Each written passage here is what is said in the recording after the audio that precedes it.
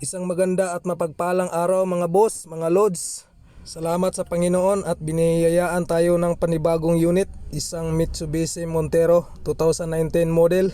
Yung may-ari nito malapit din dito sa atin, dito sa Oroqueta City. So umpisahan na natin, pasok tayo dito sa loob. Ang sabi ng may-ari, mayroon daw naka-warning light dito sa kanyang panel board. So ayan, kitang-kita naman natin na nagpitok-pitok yung kanyang sign ng fuel gauge at saka nakailaw yung fuel system service required. So unang gagawin natin ngayon, try natin yung scan gamit ang ating hotel scanner. So fast forward tayo mga boss, mga lods, para dili naman tayo katulogon. Ayan, gasirit ang agi. Yan mga boss, meron tayong nakita na isang fault code dito. Ito yung fuel information problem. So ngayon, replace tayo ng fuel float kasi yun ang sira. So ayan, Bunal Dangski. Yan, sinimula na ang pagtira ng ating mga kasamahan. Samahan natin ng mga Nakmar boys. Fast forward tayo mga boss para mas madali nating masolve yung kanyang mga problema. Ayan mga boss, nabunot na natin yung kanyang fuel float assembly. Tatanggalin na natin yan, yung maliit na gauge na yan, yung float, tawag doon fuel float. Yan yung papalitan natin.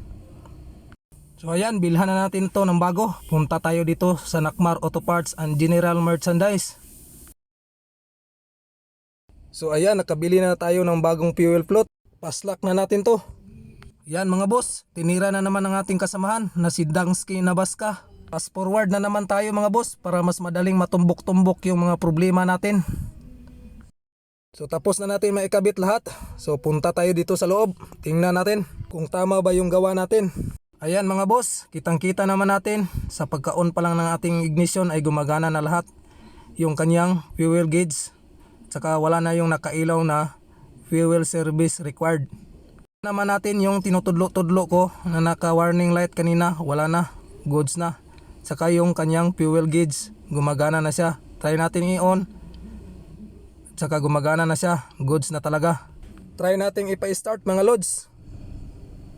Ayan. Parang goods na nga. RPM natin. Yan. Paano ba yan? Another satisfied customer na naman. Maraming salamat mga boss. Salamat sa panonood. God bless.